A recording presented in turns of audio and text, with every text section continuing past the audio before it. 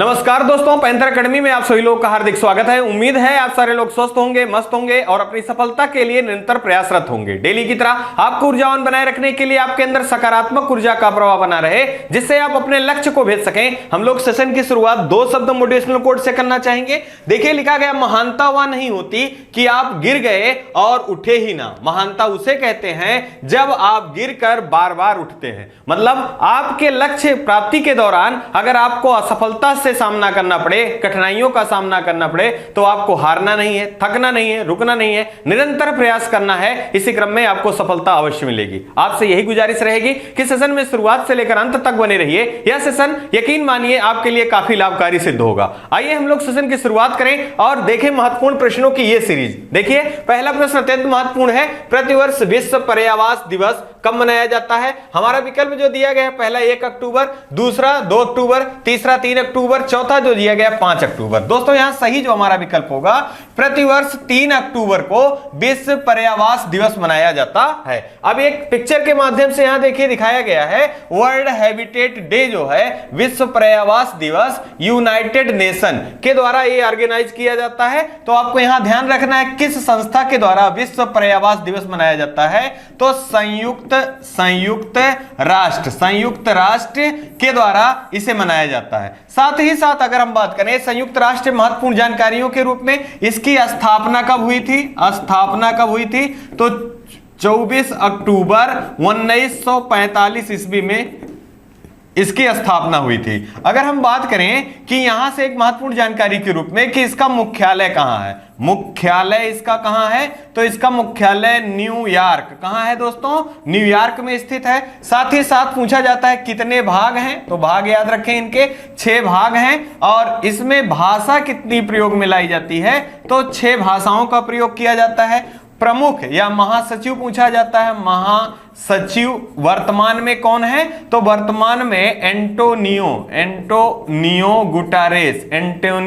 गुटारेस जी हैं। और ये किस देश से संबंधित हैं? पुर्तगाल। कहां से?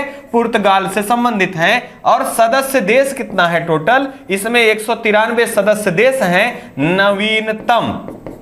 नवीनतम सदस्य देश कौन है? दक्षिणी सूडान जो है दोस्तों, इसका नवीनतम सदस्य देश है। अब यहां पर अक्टूबर माह से कुछ महत्वपूर्ण दिवस हैं जो कि बार बार पूछे जाते हैं। अब उनको हम एक सूची के माध्यम से रिकॉल कर ले तो अच्छा होगा। अब देखिए, पहला दिया गया 1 अक्टूबर को विश्व वृद्धजन दिवस के रूप में, स्वैच्छिक रक्तदान दिवस के रूप में और विश्व शाकाहारी दिवस के रूप में मनाया जाता है। जबकि 2 अक्टूबर की बात करें तो गांधी जयंती के रूप में, लाल बहादुर शास्त्री की जयंती के रूप में और अंतरराष्ट्रीय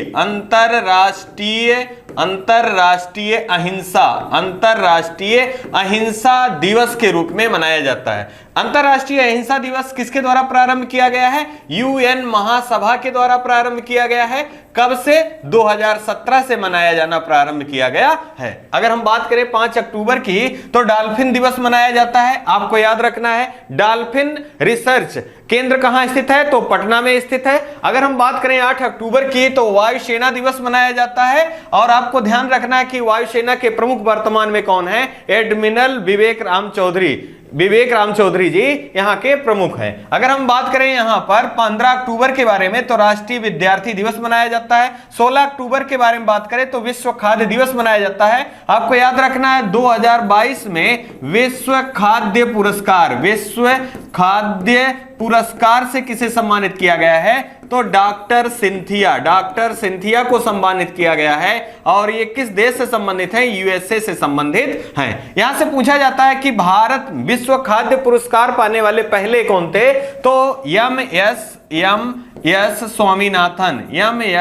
स्वामीनाथन जी जो थे, ये पहले विश्व खाद्य पुरस्कार प्राप्त करता थे और 1986 ईस्वी में। आपको याद रखना है यही कि भारत में हरित क्रांति के जनक के नाम से किसे जाना जाता है? तो डॉक्टर एम.एस. स्वामीनाथन को जाना जाता है। जबकि विश्व की बात करें तो नॉर्मन बोरलॉग को जाना जाता है। अगर हम बात कर लें 24 अक्टूबर के बारे में, तो अभी हमने देखा संयुक्त राष्ट्र की स्थापना कब हुई थी? 24 अक्टूबर 1945 में। आप यहां ध्यान रखें कि इसके जो 6 भाग हैं, एक भाग का मुख्यालय संयुक्त राष्ट्र से बाहर है, वो कहां है, तो वो द हेग में है, जो कि स्विट्जरलैंड में स्थित है, और संस्था का नाम अंतरराष्ट्रीय न्यायालय है। अगर हम बात करें 31 अक्टूबर के बारे में, तो राष्ट्रीय एकता दिवस के रूप में मनाया जाता है। आपको याद रखना है सरदार वल्लभ भाई पटेल जी की स्मृति में यह मनाया जाता है एकता, राष्ट्रीय एकता दिवस। इन्हें लौह पुरुष के नाम से भी जाना जाता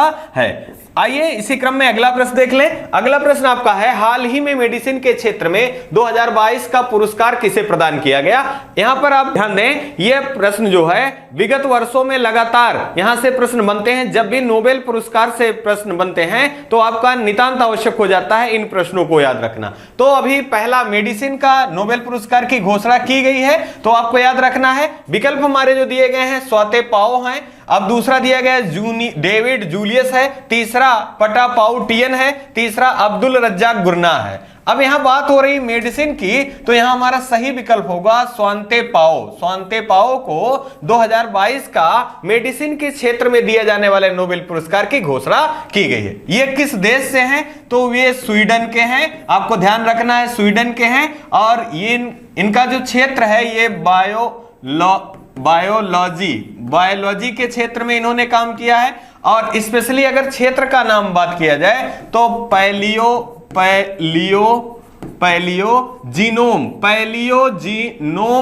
पैलियोजीनोम में इन्होंने कार्य किया है, जिसके लिए इन्हें मेडिसिन का नोबेल पुरस्कार से सम्मानित किए जाने की घोषणा की गई है। अब सबसे पहली बात आती है कि पैलियोजीनोम का संबंध किससे है, तो आपको याद रखना है पैलियो शब्द जीवाश्मों के अध्ययन से संबंधित होता है। तो इसी टर्म में हम लोगों ने दो नए प्रश्नों को भी देखा है कि पैलियो बॉटनी मतलब वनस्पति के जीवाश्मों का अध्ययन, और पैलियोजूलॉजी का मतलब होता है जंतुओं के जीवाश्मों का अध्ययन। तो इसी तरह जीन जो मनुष्य के संरचना की महत्वपूर्ण इकाई होती है, जिसे जीन के नाम से जाना जाता है, तो जीनोम मतलब जीनों के जीवाश्मों का अध्ययन किया गया, और उस अध्ययन के लिए मेडिसिन के क्षेत्र में इन्हें नोबेल पुरस्कार से सम्मानित किए जाने की घोषणा की गई। अब यहां बात हो रही है दोस्तों ये 2022 का, कितना 2022 का, और यहां पिक्चर आपको दिखाया गया है किसका, स्वांते पाओ का। अब यहां जैसे आपका जो टर्म अगर याद करने का सरल तरीका ढूंढा जाए तो इसमें स्वांते पाओ, तो यहां स्वांते के उच्चारण में स्वास्थ्य शब्द से रिलेट कर लिए, और स्वास्थ्य के लिए मेडिसिन जरूरी होता है। इसी क्रम में आप याद रखें कि स्वांते पाओ हैं, उनको मेडिसिन के क्षेत्र में नोबेल पुरस्कार 2022 का दिया गया है। अगर हम बात करें 2021 की किसको दिया गया था, तो दो वैज्ञानिकों का नाम याद रखना है, डेविड जूलियस और पटा पाउ टियन। इनको 2021 का मेडिसिन के क्षेत्र में पुरस्कार नोबेल पुरस्कार से सम्मानित किया गया था। अगर हम बात करें अब्दुल रज्जाक गुरनाह के बारे में, तो साहित्य के क्षेत्र में दिया गया 2021 का पुरस्कार किसे दिया गया था, तो अब्दुल रज्जाक गुरनाह को दिया गया था। और ये किस देश से संबंधित है, तंजानिया से संबंधित हैं, और तंजानिया की राजधानी क्या है, डोडोमा जो है दोस्तों ये तंजानिया की राजधानी है। आपको याद रखना है अब्दुल रज्जाक गुरनाह 2021 का साहित्य का नोबेल पुरस्कार से सम्मानित किया गया था, और इनका संबंध तंजानिया देश से है, और तंजानिया की राजधानी डोडोमा है। अब नोबेल पुरस्कार से कुछ महत्वपूर्ण जानकारियां और भी याद रखने हैं। जैसे अगर हम बात करें, पहला पूछा जाता है कि नोबेल पुरस्कार किस संस्था के द्वारा दिया जाता है, तो यह नोबेल फाउंडेशन के द्वारा दिया जाता है, और नोबेल फाउंडेशन संबंधित है एल्फ्रेड नोबेल से, और ये स्वीडन के एक वैज्ञानिक थे, और इन्हीं के नाम पर यह नोबेल फाउंडेशन बनाया गया था। कब, 1900 ईस्वी में बनाया गया था, और 1901 ईस्वी से नोबेल पुरस्कार दिए जाने प्रारंभ किए गए। पहले कौन कौन से क्षेत्रों में दिया जाता था, यहां से भी प्रश्न बना है, तो भौतिक विज्ञान, रसायन विज्ञान, चिकित्सा, साहित्य और शांति, ये 5 क्षेत्र थे दोस्तों।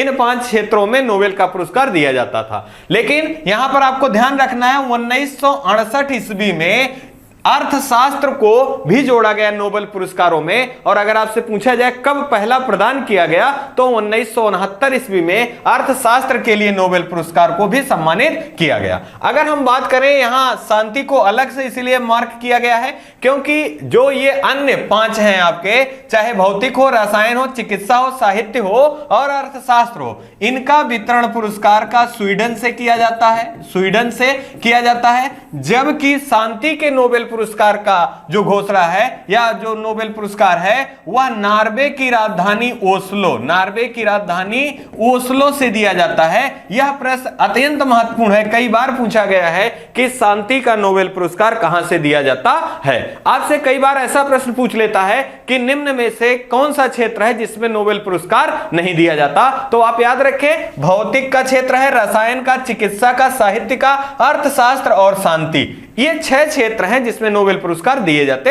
हैं। अगर हम बात करें मरणोपरांत की तो 1974 से पहले नोबेल पुरस्कार मरणोपरांत भी प्रदान किया जाता था, लेकिन 1974 के बाद नोबेल पुरस्कार जो है वो मरणोपरांत प्राप्त किया जाना या दिया जाना समाप्त कर दिया गया। उम्मीद है इतना जो नोबेल पुरस्कार से सम्मानित जानकारियां हैं, संबंधित जानकारियां हैं, आपको समझ में आई होंगी। और यकीन मानिए अगर इतने सारे बिंदु आप याद रखते हैं तो नोबेल पुरस्कार से आने वाले प्रश्न आपके गलत नहीं होंगे। आइए इसी क्रम में हम लोग अगला अत्यंत महत्वपूर्ण प्रश्न देख लें। अगला है हाल ही में पहले स्वदेशी लड़ाकू हेलीकॉप्टर शामिल किया गया तो इनका नाम क्या है। मतलब प्रश्न में है कि हाल ही में स्वदेशी हल्के लड़ाकू हेलीकॉप्टर शामिल किए गए हैं, इनका नाम क्या है। तो पूछा बताया गया है पहला तारागिरी, दूसरा प्रचंड, तीसरा तेजस, तो चौथा जो दिया गया है डॉनियर 228। यहां जो हमारा सही विकल्प है दोस्तों ये प्रचंड होगा। इसका नाम भारत के द्वारा स्वदेशी निर्मित है और हल्के लड़ाकू हेलीकॉप्टर हैं और इनका नाम क्या है, प्रचंड है। अगर हम बात करें कि ये किसके द्वारा बनाया गया है तो आपको याद रखना है HAL। क्या याद रखना है, HAL। इसका फुल फॉर्म है Hindustan aeronautical limited. Hindustan aeronautical limited के द्वारा प्रचंड या स्वदेशी हल्के लड़ाकू हेलीकॉप्टर बनाए गए हैं और जिसका नाम प्रचंड है। अगर हम बात करें तेजस से संबंधित तो तेजस भी HAL के द्वारा बनाया गया है। अगर हम बात करें तारागिरी की तो आपको याद करना है यहां या मझगांव शिपयार्ड के द्वारा बनाया गया है। मतलब ये महाराष्ट्र में बनाया गया है। अगर हम बात करें डॉनियर 228 की दोस्तों तो श्रीलंका को भारत के द्वारा डॉनियर 228 विमान दिए गए हैं और इसका उद्देश्य क्या है, अपने समुद्री सीमा को सुरक्षित रखना इसका मुख्य उद्देश्य है। अब कुछ महत्वपूर्ण जानकारियां और भी हैं जो कि आपको ध्यान में रखना है। इससे पहले प्रचंड का एक पिक्चर यहां दिखाया गया है, आप इसको जरूर याद रखें कि भारत का स्वदेशी हल्के लड़ाकू हेलीकॉप्टर जो बनाए गए हैं उनका नाम प्रचंड रखा गया है। कौन सी कंपनी ने बनाया है, हिंदुस्तान एरोनॉटिकल लिमिटेड के द्वारा बनाया गया है, जिसने तेजस भी बनाया था और तेजस जो है हल्का लड़ाकू विमान है। इसी तरह से आपको कुछ महत्वपूर्ण जानकारियां और भी शेयर करनी है। देखिए यहां दिया गया है प्रोजेक्ट 70A। अभी हम लोगों ने बात किया कि प्रोजेक्ट 70A के तहत तारागिरी को हाल ही में शामिल किया गया है। तो आपको याद रखना है कि प्रोजेक्ट 17A किससे संबंधित है तो INS तारागिरी से संबंधित है। और ये क्या है, ये स्टील्थ फ्रीगेट है। अब यहां स्टील्थ फ्रीगेट का मतलब क्या है, ये हल्के लड़ाकू जहाज हैं। क्या हैं, हल्के लड़ाकू जहाज हैं। अगर बात करें INS विक्रांत की तो ये स्वदेशी पोतवाहक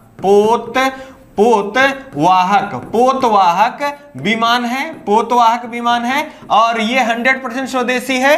कहां से बनाया गया तो कोच्चि शिपयार्ड के द्वारा यह बनाया गया। साथ ही साथ याद करना है 2 सितंबर को इसे नौसेना में कमीशन किया गया, नौसेना में कमीशन किया गया। नौसेना के प्रमुख कौन है? एडमिरल हरि कुमार जो है प्रमुख है। किसके द्वारा? प्रधानमंत्री नरेंद्र मोदी जी द्वारा इसे कमीशन किया गया। अगर बात करें तेजस के बारे में तो अभी हमने बात किया HAL कंपनी के द्वारा यह भी बनाया गया है और यह हल्का लड़ाकू विमान है। ब्रह्मोस के बारे में बात करें दोस्तों, जरूर इसको याद रखना है, भारत और रूस के संयुक्त अभ्यास के द्वारा ब्रह्मोस का निर्माण किया जा रहा है और यहां पर ब्रह्मोस नाम भारत की ब्रह्मपुत्र नदी और रूस के मास्कोवा नदी के कारण पड़ा हुआ है और पहला ब्रह्मोस का जो सप्लाई है, निर्यात है, वो भारत फिलीपींस को दिए जाने की घोषणा की गई है। अगर हम बात करें INS अजय, INS सिंधु ध्वज की, तो दोस्तों इसको नौसेना के द्वारा डीकमीशन किया गया। क्या किया गया? डीकमीशन किसे किया गया हाल ही में? तो INS अजय को और INS सिंधु ध्वज को। INS तलवार की बात करें तो ऑपरेशन संकल्प में भागीदारी या हिस्सेदारी के लिए कौन गया था? तो INS तलवार। अगर INS सतपुड़ा की बात करें तो रिमपैक युद्धाभ्यास में भारत के तरफ से भाग लेने के लिए कौन गया था? तो INS सतपुड़ा गया था। साथ ही साथ आपको याद रखना है इसका आयोजन कहां हुआ था? USA के हवाई द्वीप पर इसका आयोजन किया गया था। यह महत्वपूर्ण जानकारियां हैं, आपको जरूर याद रखना है। इसी क्रम में अगला प्रश्न देख लें, हाल ही में भारत का मार्स ऑर्बिटर मिशन कितने साल बाद समाप्त हो गया? यहां देखिए बात हो रही है भारत का मार्स ऑर्बिटर मिशन की, तो यहां दिया गया 10 साल, 5 साल, 8 साल, 6 साल। यहां जो सही विकल्प हमारा होगा विकल्प नंबर सी सही होगा, 8 साल। अब सबसे पहले ये जाने कि ये मार्स ऑर्बिटल मिशन किसके द्वारा प्रक्षेपित किया गया था, क्योंकि ये चर्चा में है तो आपसे यहां से प्रश्न बनना जो है ये 100% श्योर है, तो आप इसको जरूर याद रखें। ये प्रक्षेपित किया गया था PSLV C-25 किसके द्वारा? PSLV C-25 के द्वारा प्रक्षेपित किया गया था। अब यहां बात हो रही समाप्त होने की, तो एक पिक्चर के माध्यम से देखिए, यहां Mangalyaan India's first Mars orbiter mission के बारे में दिया गया है। अब देखिए कब लॉन्च किया गया था, तो नवंबर 2013 में इसे लॉन्च किया गया था और ये मार्स ऑर्बिटल में कब स्थापित हुआ? तो ये 24/9/2014 को स्थापित हुआ था। अब यहां से हाल ही में वैज्ञानिकों का मानना है कि मार्स ऑर्बिटर मिशन से संपर्क जो सिग्नल है वो टूट गया है, या और ऐसा अंदाजा लगाया जा रहा है कि अब ये अपने समाप्ति के कगार पर है। अब यहां से महत्वपूर्ण जानकारी के रूप में कि यह किससे संबंधित था, तो ये इसरो से संबंधित था। किससे? इसरो से संबंधित था।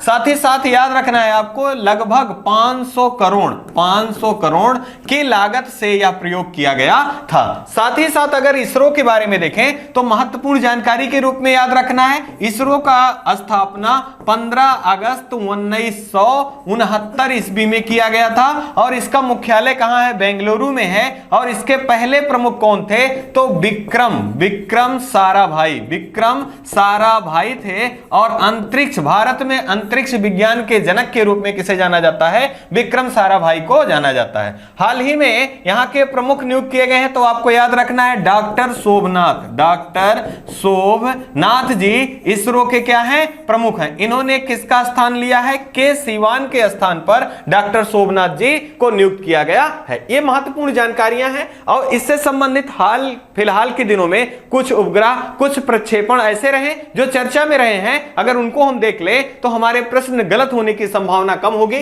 तो आइए इसी क्रम में कुछ महत्वपूर्ण जानकारियां और सीखें। देखिए दिया गया PSLV C-52 EOS 04 इसका, या PSLV C-53 EOS का यहां मतलब है अर्थ ऑब्जर्वेशन सैटेलाइट, और ये 14 फरवरी को प्रक्षेपित किया गया और 2022 का पहला प्रक्षेपण था। अगर बात करें PSLV C-53 का अत्यंत महत्वपूर्ण प्रश्न यह भी है, तो सिंगापुर के 3 उपग्रहों को किसके द्वारा प्रक्षेपित किया गया? तो PSLV C-53 के द्वारा। अगर बात करें SSLV की, तो पहले इसका फुल फॉर्म जान ले, तो इसका फुल फॉर्म जो हम अगर बताएं तो इसमें आपको ध्यान रखना है, स्मॉल सैटेलाइट लॉन्चिंग व्हीकल जो है इसका फुल फॉर्म है, ये किसके द्वारा, इसरो के द्वारा ये बनाया गया और इसका उद्देश्य है हल्के उपग्रहों का प्रक्षेपण करना, इसका मुख्य उद्देश्य है। इसी के द्वारा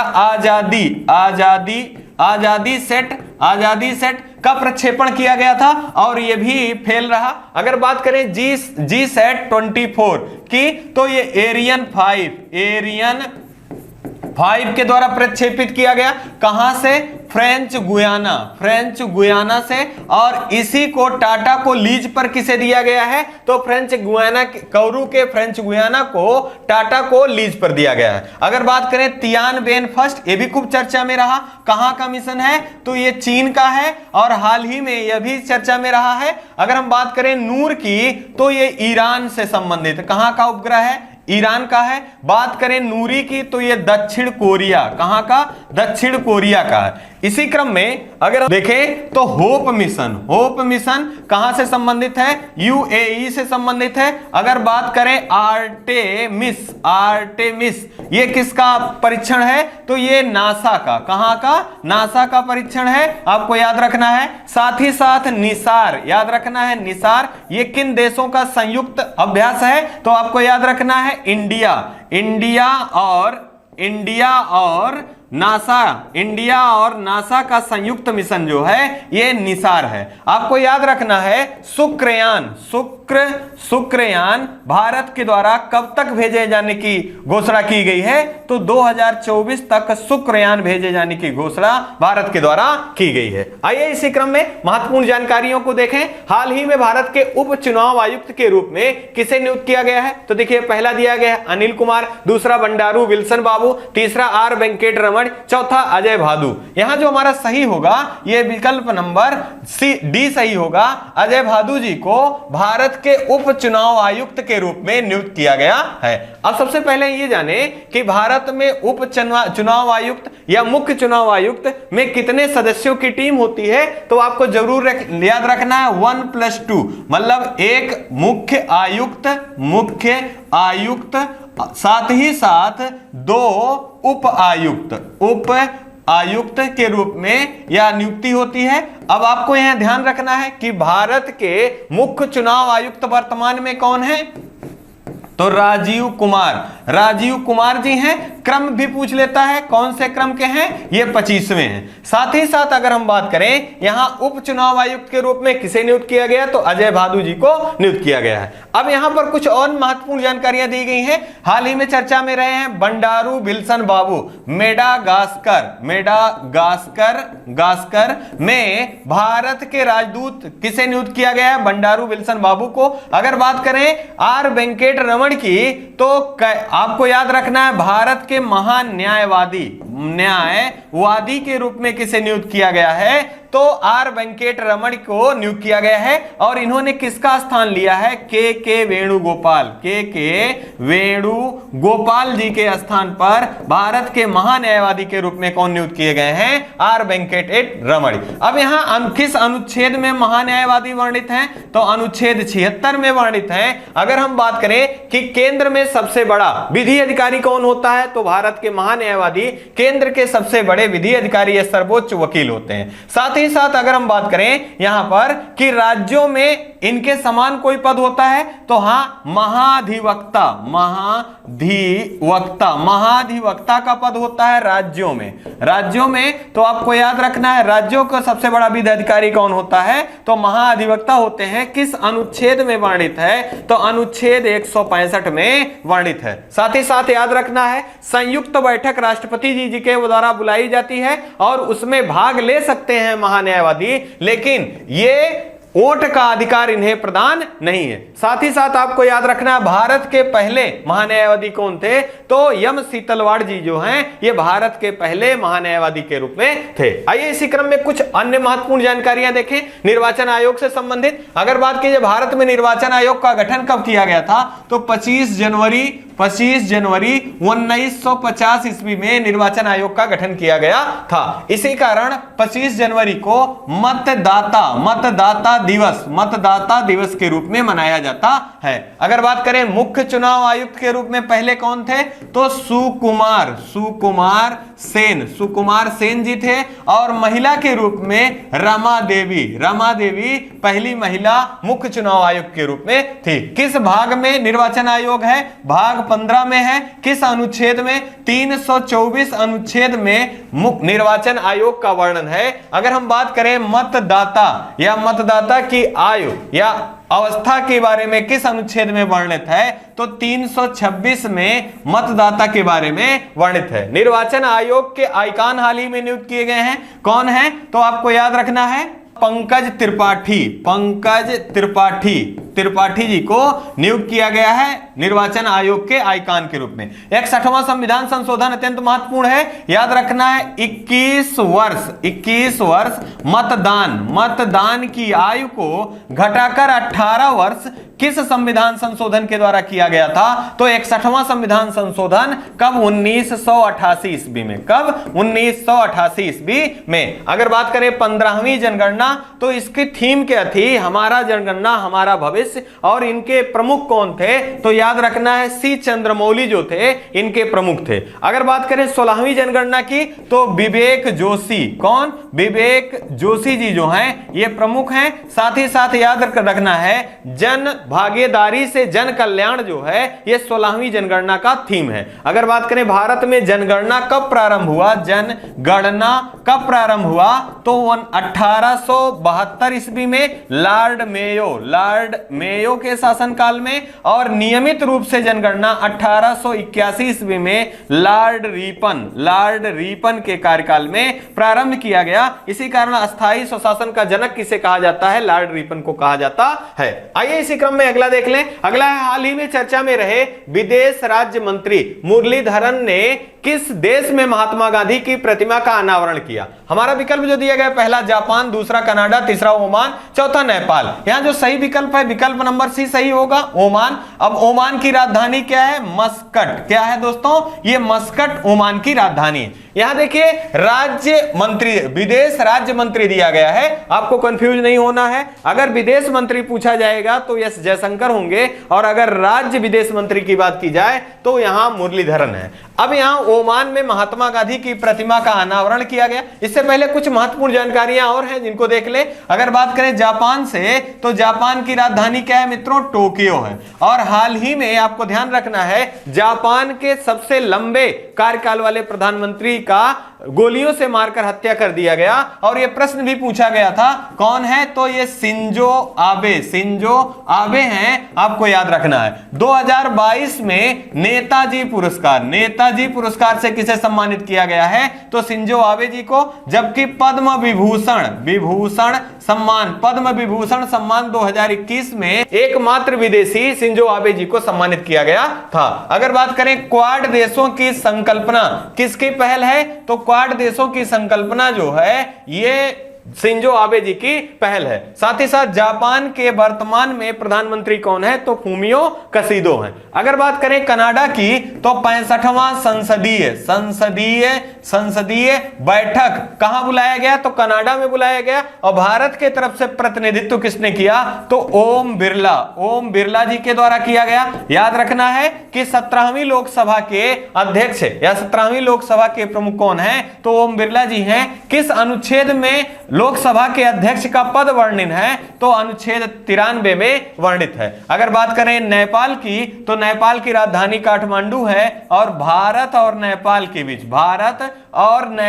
बीच में कौन सा युद्धाभ्यास होता है, तो सूर्य किरण युद्धाभ्यास भारत और नेपाल के बीच में आयोजित होता है। विश्व की सबसे ऊंची पर्वत चोटी किस देश में स्थित है, तो नेपाल में स्थित है, और नाम माउंट एवरेस्ट बेस्ट है। इसी क्रम में एक महत्वपूर्ण चित्र के माध्यम से देखिए, यहां महात्मा गांधी जी का पिक्चर दिखाया गया है। साथ ही साथ आपको याद रखना है ओमान का एक मैप यहां है, इसमें कुछ महत्वपूर्ण बिंदु आपको याद रखने हैं। जैसे अगर हम बात करें ओमान की राजधानी, तो देखिए ये मस्कट दिया गया है। यहां से एक प्रश्न पूछा जाता है कि हारमुज की जल संधि किन किन देशों के बीच में है, तो ये देखिए आपका ओमान है और ईरान, यहां पर आपका हारमुज की जल संधि है। तो आपसे पूछा जाता है कि हारमुज की जल संधि किन देशों के बीच में है, ओमान और ईरान के बीच में है हारमुज की जल संधि। यह किन किन को जोड़ती है, तो फारस की खाड़ी और ओमान की खाड़ी को जोड़ती है हारमुज जल संधि। अब ओमान किन किन देशों से सीमा साझा करता है, ये आप देखिए यहां यमन दिया है, यमन की राजधानी क्या है, सना है। यहां देखिए सऊदी अरब दिया गया है, इसकी राजधानी रियाद है। अगर बात करें रब अल खाली मरुस्थल और अल नाफूद मरुस्थल कहां स्थित है, तो सऊदी अरब में स्थित है। अगर बात करें यूनाइटेड अरब अमीरात, जिसे यूएई के नाम से जाना जाता है, इसकी राजधानी क्या है, अबू धाबी है। मतलब ओमान जो है ये यूएई से अपनी सीमा साझा करता है, साथ ही साथ सऊदी अरब से और यमन से अपनी सीमा साझा करता है। अब यह महात्मा गांधी जी से दो प्रश्न आपको याद रखना है। बेलगांव सम्मेलन, यह बेलगांव सम्मेलन पूछा जाता है कि महात्मा गांधी जी के द्वारा राष्ट्रीय कांग्रेस की अध्यक्षता किस अधिवेशन में किया गया, तो एकमात्र जो अधिवेशन है 1924 में बेलगांव में किया गया था, इसी की अध्यक्षता महात्मा गांधी जी द्वारा किया गया। और ये कहां से संबंधित है, ये कर्नाटक राज्य से संबंधित है। अगर हम बात करें कि तीनों गोलमेज सम्मेलन में किस गोलमेज सम्मेलन में महात्मा गांधी भाग लेने गए थे, तो द्वितीय गोलमेज सम्मेलन में भाग लेने के लिए महात्मा गांधी जी गए थे। गांधी इरविन समझौता किसके बीच में हुआ था, तो आपको नाम से ही पता चल रहा है, गांधी और इरविन के बीच में गांधी इरविन समझौता हुआ था। साथ ही साथ आपको याद रखना है पूना पैक्ट किसके बीच में हुआ था, तो महात्मा गांधी और बी.आर. अम्बेडकर जी के बीच में हुआ था। साथ ही साथ एक प्रश्न पूछा जाता है आपसे कि बिहार में गांधी जी को सबसे पहले किसने बुलाया था, या बिहार में गांधी जी किसके बुलाने पर गए थे, तो राजकुमार शुक्ल जी के बुलाने पर गए थे। और पहला सत्याग्रह गांधी जी का कौन सा था, तो चंपारण सत्याग्रह था, और 1917 ईस्वी में। आइए इसी क्रम में हम लोग आगे बढ़े और अगला प्रश्न देख लें। हाल ही में किसे इंटरनेशनल एस्ट्रोनॉटिक्स फेडरेशन IAF का उपाध्यक्ष चुना गया है। अब ये इंटरनेशनल नियुक्ति है, तो यहां से प्रश्न बनने की संभावना प्रबल है, आपको जरूर याद रखना है। पहला दिया गया है डॉक्टर सोमनाथ, दूसरा दिया गया अनिल कुमार, तीसरा अजय कुमार सूद, चौथा राजेंद्र वर्मा। यहां जो सही विकल्प हमारा होगा ये अनिल कुमार जी, ये इसरो के वैज्ञानिक रहे हैं। इनको इंटरनेशनल एस्ट्रोनॉटिक्स फेडरेशन का उपाध्यक्ष के रूप में नियुक्त किया गया। अब सबसे पहले ये जाने मित्रों कि इंटरनेशनल एस्ट्रोनॉटिक्स फेडरेशन की स्थापना कब की गई थी, तो स्थापना इसका 1951 ईस्वी में किया गया था। इसका मुख्यालय कहां स्थित है, तो मुख्यालय पेरिस, कहां स्थित है दोस्तों, पेरिस में। और पेरिस राजधानी किसकी है, फ्रांस की राजधानी है। और पेरिस किस नदी के तट पर स्थित है, सीन। अब यहां आपको याद कर लेना चाहिए कि पेरिस में अन्य किसी का मुख्यालय भी है, तो आप याद करिए FATF financial action task force, इसका मुख्यालय कहां है, यह भी पेरिस में है। अगर बात करें यूनेस्को का मुख्यालय कहां स्थित है, तो इसका भी मुख्यालय पेरिस में स्थित है। और इसके प्रमुख कौन है, आंद्रे अजोले हैं। अब यहां महत्वपूर्ण नियुक्ति से बात हो रही है, इंटरनेशनल नियुक्ति है, तो आपको कुछ अन्य नियुक्तियां जो हाल फिलहाल के दिनों में चर्चा में रही हैं, जैसे आपको यूएनओ में अस्थाई प्रतिनिधि के रूप में पहली भारतीय महिला के रूप में किसे नियुक्त किया गया है, तो रुचिरा कंबोज को नियुक्त किया गया है। अगर हम बात करें ब्रिटेन में गृह सचिव के रूप में किसे नियुक्त किया गया है, तो सुएला ब्रेवर मैन को नियुक्त किया गया है। आपको याद रखना है यहीं से, हाल ही में यूएनओ मानवाधिकार आयोग के प्रमुख के रूप में किसे नियुक्त किया गया है? तो बोलकर तुर्क को नियुक्त किया गया है। और ये किस देश से संबंधित है? तो ये ऑस्ट्रिया से संबंधित है। ऑस्ट्रिया की राजधानी वियना है। अब यहां अगर हम बात करें तो डॉक्टर सोमनाथ जी अभी हाल ही में बात हुआ है, इसरो के प्रमुख हैं। और अगर बात करें अजय कुमार सूद जी के बारे में तो ये भारत के प्रधान वैज्ञानिक सलाहकार हैं, प्रधान वैज्ञानिक सलाहकार हैं। अगर राजेंद्र वर्मा जी के बारे में बात करें तो राष्ट्रपति महोदय के विशेष सचिव के रूप में किसे नियुक्त किया गया है? तो राजेंद्र वर्मा जी को नियुक्त किया गया है। आइए इसी क्रम में अगला देख लें। हाल ही में चर्चा में रहे किस भारतीय बल्लेबाज ने T20 मैच में 11,000 रन बनाया है? यहां देखिए पहला दिया गया विराट कोहली, दूसरा रोहित शर्मा, तीसरा सुरेश रैना, यहां और चौथा जो दिया गया इनमें से कोई नहीं। यहां जो हमारा सही विकल्प है ये विकल्प नंबर ये सही है, लेकिन इस प्रश्न को सावधानी से देखना है। अगर प्रश्न में भारतीय बल्लेबाज कहा जा रहा है तो ये प्रश्न का सही आंसर विराट कोहली होगा। लेकिन अगर पूछा जाए कि T20 मैच में सर्वाधिक रन बनाने वाले बल्लेबाज कौन से हैं तो आपको याद रखना है क्रिस गेल। कौन है? क्रिस गेल है पहले स्थान पे, दूसरे स्थान पे कीरोन पोलार्ड हैं और तीसरे स्थान पर शोएब मलिक हैं। ये तीन लोग जो हैं विश्व में T20 मैचों में सर्वाधिक रन बनाने की क्रम में है। और चौथे स्थान पे विराट कोहली जो हैं ये चौथे स्थान पे हैं। लेकिन यहां प्रश्न में पूछा गया है दोस्तों भारत के परिप्रेक्ष्य में, तो भारत में पहले स्थान पे कौन है? विराट कोहली हैं। साथ ही साथ अब यहां से महत्वपूर्ण बात हो रही है आईसीसी से, तो आपको ध्यान रखना है इंटरनेशनल क्रिकेट काउंसिल, इसकी स्थापना कब की गई थी? 1909 ईस्वी में। इसका मुख्यालय कहां है? इसका मुख्यालय दुबई में है। इसके प्रमुख कौन है? ग्रेग वर्कले जो हैं इसके प्रमुख हैं। अगर हम बात कर लें यहां आईसीसी के द्वारा cricket player of the year के रूप में किसे चुना गया है? तो शाहीन अफरीदी को चुना गया है।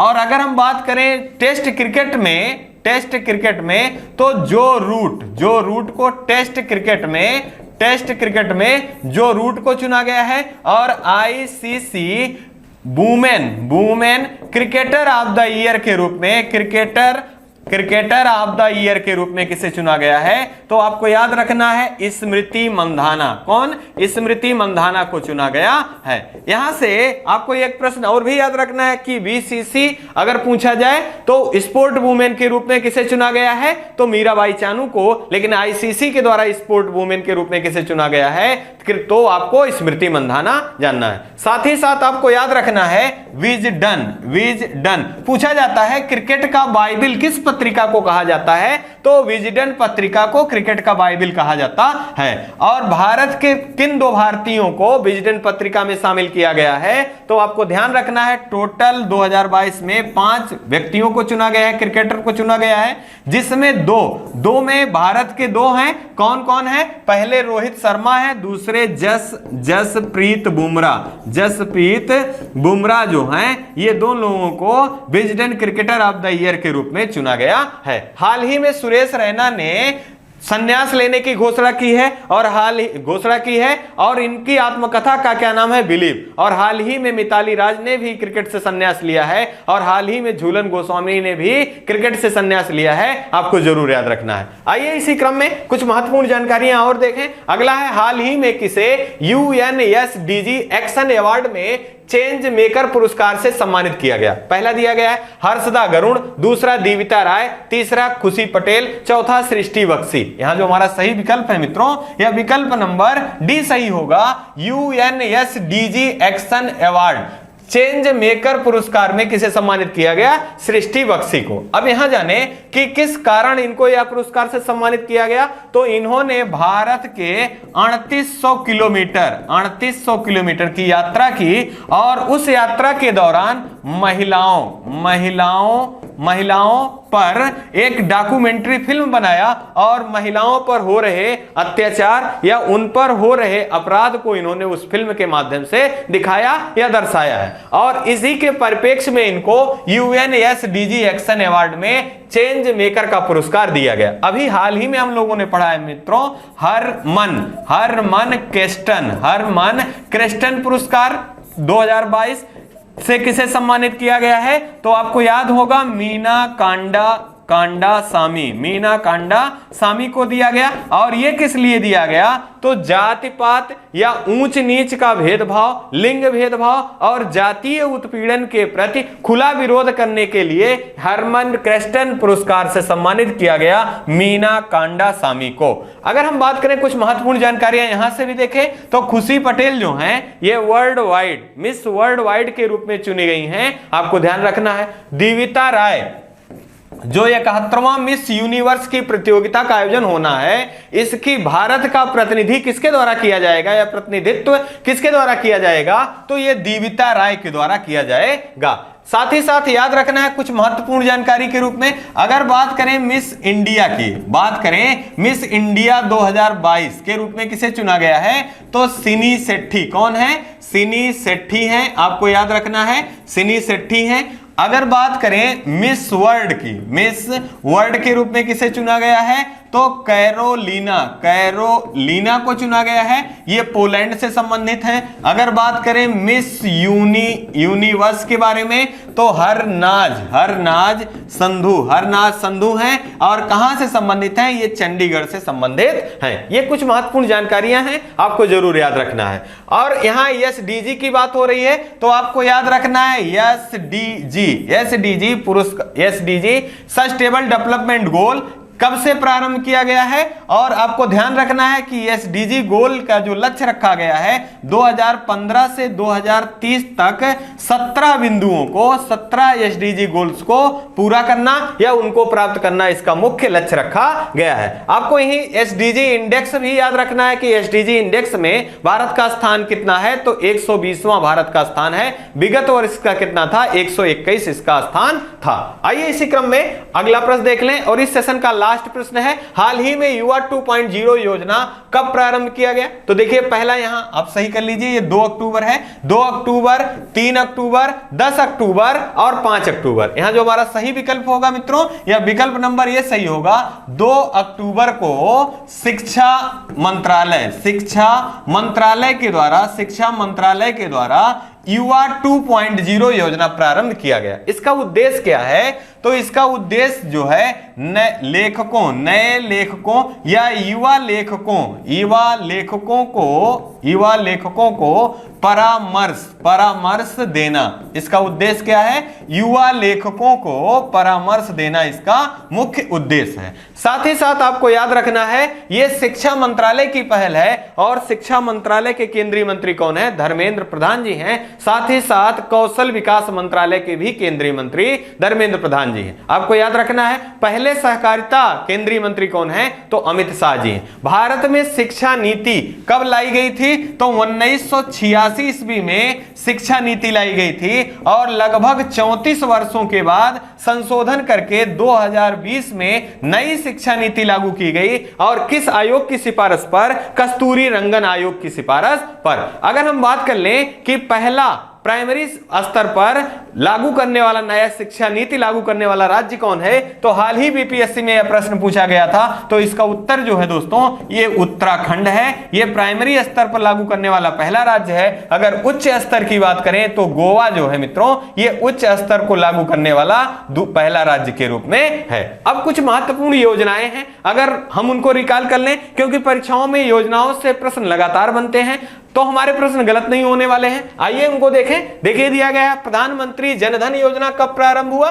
तो 28 अगस्त 2014 को। स्वच्छ भारत मिशन यह प्रारंभ हुआ 2 अक्टूबर 2014 को। मिशन इंद्रधनुष 15 दिसंबर 2014 को। अमृत योजना 25 जून 2015 को। भारतमाला योजना तो 31 जुलाई 2015 को। इसका संबंध किससे है? राजमार्गों को जोड़ना इसका मुख्य उद्देश्य है। प्रधानमंत्री फसल बीमा योजना यह 13 जनवरी 2016 को। स्टैंड अप इंडिया 5 अप्रैल 2016 को। उड़ान योजना उड़े देश का आम नागरिक ये 27 अप्रैल 2017 को। और प्रधानमंत्री वय वंदना योजना 31 जुलाई 2017 को। इसी क्रम में याद रखना है आपको किसान सम्मान निधि योजना तो 2019 फरवरी 2019 में प्रारंभ किया गया। सौभाग्य योजना 2017 में प्रारंभ किया गया। ये कुछ महत्वपूर्ण जानकारियां हैं और यकीन मानिए ये सारी जानकारियां आपकी परीक्षाओं के लिए अत्यंत महत्वपूर्ण है। और इतना सारा जो परिश्रम आपके लिए किया जा रहा है, इसका एक ही उद्देश्य है मित्रों कि आपको सफलता तक पहुंचाना। और अंत में दो शब्द हम आपसे कहना चाहेंगे।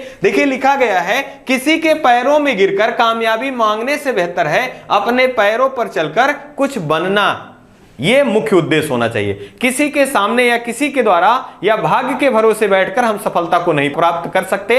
यकीन मानिए, अगर हम परिश्रम करते हैं तो आज नहीं कल हमको सफलता जरूर मिलेगी। समय लगेगा लेकिन वो सफलता आपको प्राप्त होगी। इसी क्रम में आप अपना और अपने परिवार का खूब सारा ध्यान रखिए। जय हिंद, जय भारत।